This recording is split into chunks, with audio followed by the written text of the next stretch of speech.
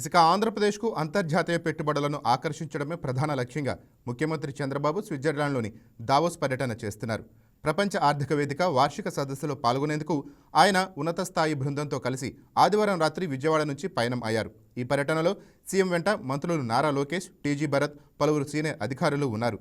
Zurich చేరుకున్న మంత్రి లోకేష్కి తెలుగు ప్రవాసాంధ్రులు ఘన స్వాగతం పలికారు. జనవరి 19 నుంచి 22 వరకు 4 రోజుల పాటు సాగే ఈ పర్యటనలో చంద్రబాబు అత్యంత బిజీగా గడపనున్నారు. మొత్తం 36 కార్యక్రమాల్లో ఆయన పాల్గొంటారు. ఇందులో భాగంగా 16 మంది పారిశ్రామిక దిగ్గజాలతో 1-to-1 సమావేశాలు, 9 రౌండ్ టేబుల్ సమావేశాలు, 3 దేశాల ప్రతినిధులతో ప్రభుత్వ స్థాయి భేటీలు జరగనున్నాయి. రాష్ట్రంలో గ్రీన్ ఎనర్జీ, ఎలక్ట్రానిక్స్ తయారీ, ఐటీ, ఫార్మా రంగాల్లో ఉన్న అవకాశాలను ప్రపంచానికి వివరించి పెట్టుబడులను ఆకర్షించడమే ఈ పర్యటన యొక్క ముఖ్య ఉద్దేశం.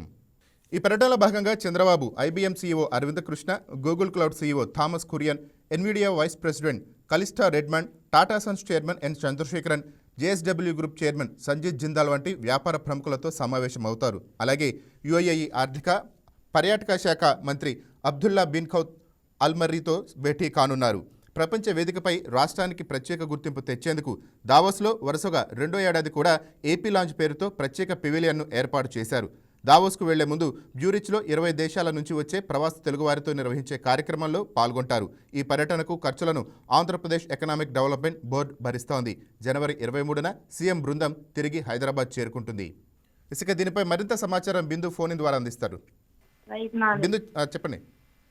ఆంధ్రప్రదేశ్ ను అంతర్జాతీయ పెట్టుబడులుగా అంటే కేంద్రంగా నిలబెట్టేదే ప్రధాన లక్ష్యంగా ముఖ్యమంత్రి నారా చంద్రబాబు నాయుడు స్విట్జర్లాండ్ లో దావోస్ కి కీలక పర్యటన చేపట్టారు. ముఖ్యంగా ఆంధ్రప్రదేశ్ కి సంబంధించి పలు డెవలప్మెంట్ కార్యక్రమాలు అంటే అభివృద్ధి కార్యక్రమం దిశగా ఆంధ్రప్రదేశ్ ని ముందుకు నడిపించే దిశలో ఈ పర్యటన అయితే చేపట్టారని చెప్పుకోవచ్చు. ప్రపంచ ఆర్థిక వేదికగా వార్షిక సదస్సులో పాల్గొనేందుకు కూడా ఆయన ఉన్నత స్థాయి బృందంతో కలిసి అంటే ఆదివారం రాత్రి విజయవాడ నుండి బయలుదేరారు. ఈ పర్యటనకు సంబంధించి సీఎం వెంట కూడా మంత్రులు నారా లోకేష్ మరియు టీజీ భరత్ తో కూడా పలువురు సీనియర్ అధికారులు కూడా ఉన్నారు. ముఖ్యంగా జ్యూరీకి చేరుకున్న వెంటనే కూడా మంత్రి నారా లోకేష్ కు అక్కడి తెలుగు ప్రవాస అంటే తెలుగు వారు ఎవరైతే ఉన్నారో వారు కూడా ఘన స్వాగతం పలికారని చెప్పుకోవచ్చు.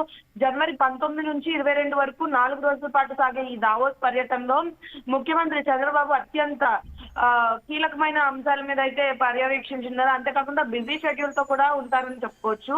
ఆ పారిశ్రామిక దిగ్గజాలతో పాటు 1-to-1 కూడా సమావేశాలు అంటే 1-to-1 సమావేశాలు ఇటు చూసుకున్న మొత్తం 9 రౌండ్ టేబుల్ సమావేశాలు 3 దేశాల ప్రతినిధులతో కూడా ప్రభుత్వ స్థాయి భేటీలు జరగనున్నాయి.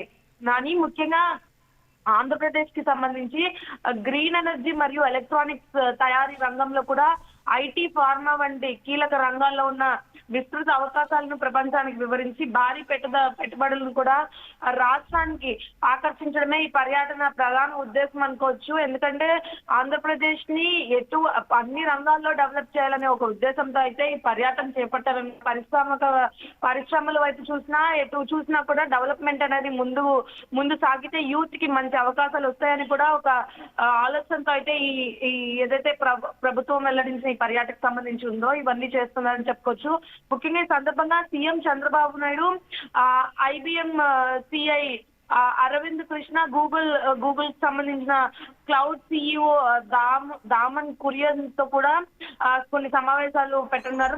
ముఖ్యంగా Tata Sons chairman N Chandrasekhar తో కూడా గ్రూప్ చైర్మన్ తో కూడా కొన్ని కీలక విషయాల మీద చర్చించబోతున్నారు. అంటే వివిధ నాయకులకి సంబంధించి అంటే వివిధ సంస్థలకు సంబంధించిన నాయకులకు సంబంధించి కొన్ని కీలక అంశాలు చర్చిస్తే అంటే అభివృద్ధి దశలో ఎలా పయనించాలన్నది కూడా దాని మీద కూడా ఒక తీవ్ర నివేదిక అనేది ఇవ్వబోతున్నారు. Nani. Yes, thank you, Bindu.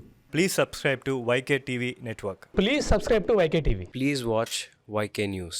Don't forget to subscribe YK News channel.